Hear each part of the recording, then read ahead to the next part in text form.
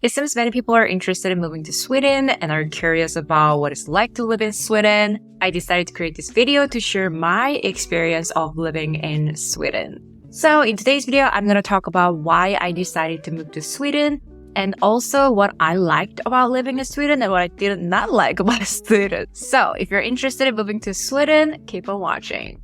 And also, I know many of you who are watching my YouTube videos are interested in working abroad and getting a job abroad. So in my next video, I'm going to share with you how the job market in Sweden is and how you can move to Sweden with a job offer. So stay tuned for that video.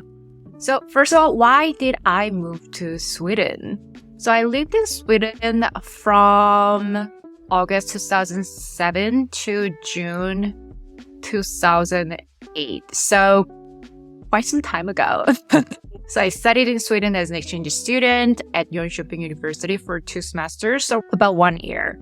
When I decided to study abroad, there were many other universities that I can choose from, other countries in Europe and also in the US as well. But Sweden seemed so foreign to me, and I thought if I don't live in Sweden now, I probably would not have an opportunity to live in Sweden. So why not give it a go? So that's the reason why I decided to move to Sweden. And also, I've been always interested in this Nordic lifestyle, but I did not really have any knowledge about Sweden and I knew nothing about Sweden. But it turned out to be one of the best experiences in my life. So now let's talk about what I liked about living in Sweden.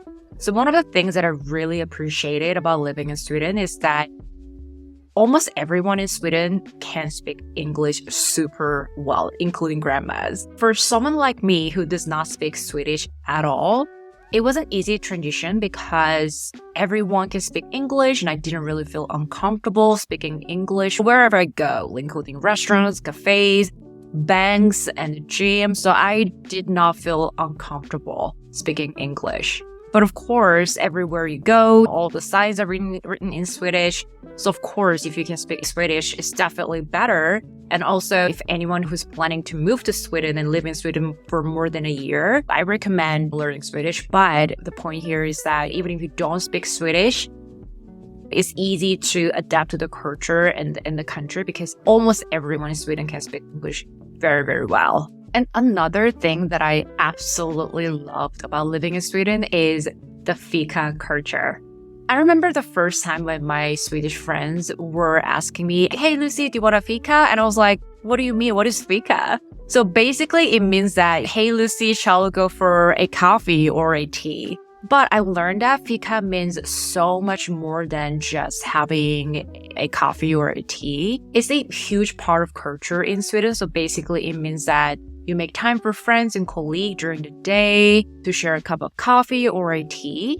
So basically, it means that you make time and socialize with your friends or colleagues and take a pause, even if you're so busy during the day. So I love the meaning behind this fika because no matter how busy your day looks like, you take a pause and enjoy the moment and really looking after ourselves. So to me, it just feels like a form of self-care. So I really absolutely love this fika culture. And last but not least, I definitely would like to highlight that Swedish people are very open-minded and very nice to foreigners. So when we move to a new country, it's not always easy to make friends. I've lived in many different countries, Sweden, Singapore, Netherlands, and Canada. But every single time when I move to a new country, I remember that making local friends in the country is not always easy because I guess like partly we feel more comfortable, I guess, making friends with other expat friends or international students, etc. because we are going through the same or similar things in a new country. So we tend to hang out with other expats. But also partly, even though I remember I deeply wanted to make local friends in new countries when I move abroad, but it hasn't been always easy because when you think from their perspectives, they're local people living in their home country and they already have a circle of friends. There's no specific reason why they want to hang out with us. They already have a circle of good friends.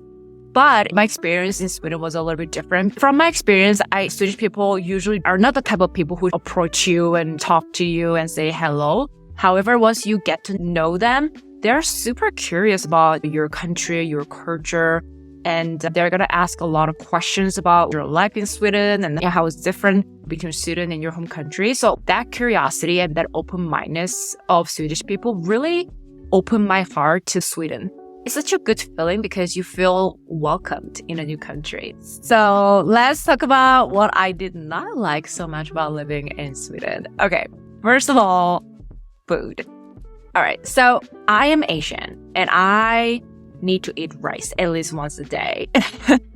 So if you're from Asia, or even if you're not from Asia, you love rice like me, then I highly recommend bringing a rice cooker when you move to Sweden. Because when you go to restaurants, usually their carbs are usually either potatoes or bread. So it's usually meatballs with potatoes or salmon steaks with potatoes or bread or something like that. Unless you go to like Asian restaurants, it's very difficult to have rice on the side from my experience. So highly recommend bringing your rice cooker if you like rice like me. And another thing I definitely want to mention is that it's something that I did not like, but it's something that I wish I knew before I moved to Sweden, which is in Sweden, there's a significant difference between the summertime and wintertime. During the summertime, Sweden has white nights, meaning it's 9 p.m. or 10 p.m., but still it's very bright outside. I remember it was very difficult for me to fall asleep at night during the summertime. And also, I ate more than usual. I don't know, it's a psychological thing, I guess. But when it's so bright outside, I kind of felt that I should continue eating or something. So I remember those two things were quite difficult, like sleeping pattern and also eating habits during the summertime. On the other hand, during the wintertime, after 3 p.m., it's super dark. It's super cold. I remember that the temperature went down like minus 20 Celsius degrees as well.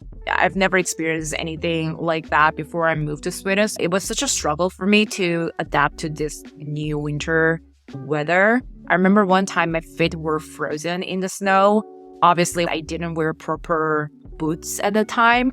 So maybe that's one of the reasons why my feet were frozen. But I remember it was very, very difficult to adjust myself to this kind of new weather. But yeah, during the winter time, it's super dark at 3 p.m. So you feel like there are not many things to do during the winter time. So you end up spending so much time indoor. So yeah, that's something that I wish I knew before I moved to Sweden.